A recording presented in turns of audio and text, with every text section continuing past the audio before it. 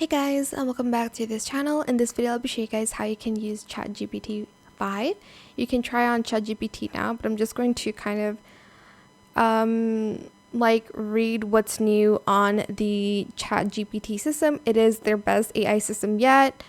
It's a significant leap in intelligence over all our previous models, featuring state-of-the-art performance across coding, math, writing, health, visual perception, and more. As you can see, it is one unified system with a smart, efficient model that answers most questions, a deeper reasoning model for harder problems, and a real-time router that quickly decides which to use based on conversation type. As you can see, it's also a smarter, more widely useful model, and it is their strongest coding model to date. It shows particular improvements in complex front-end generation and debugging, larger, can't even say that word. Here are some examples of what GPT has created with just one prompt. As you can see, I guess you can create a game using ChatGPT, which is insane.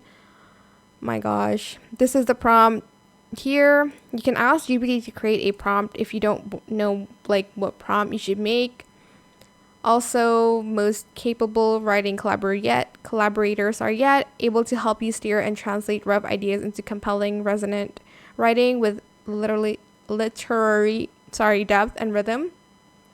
Health related questions, and you can see some of the ways GPT-5 is better than our previous models across domains, richer, more detailed, and useful in these examples.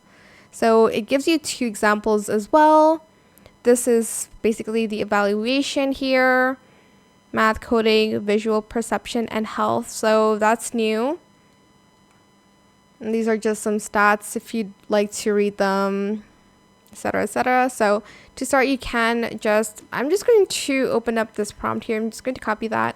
Try on ChatGPT.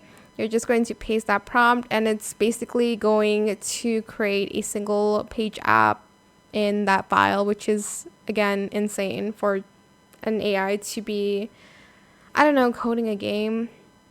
Maybe this could help you code a game, but that is it for this video. It's going to take a long time, though. I'm not going to wait for it. You can see it in the example before. I hope it was helpful for you guys. Don't forget to like, comment, share, and also subscribe to this channel if you haven't done that already. If you have any more questions about this video, just leave it in the comment section down below. I'll try my best to answer them all for you guys. And if you find this video helpful, please click the thanks button as well. You can run code here. Thank you so much for watching. Bye.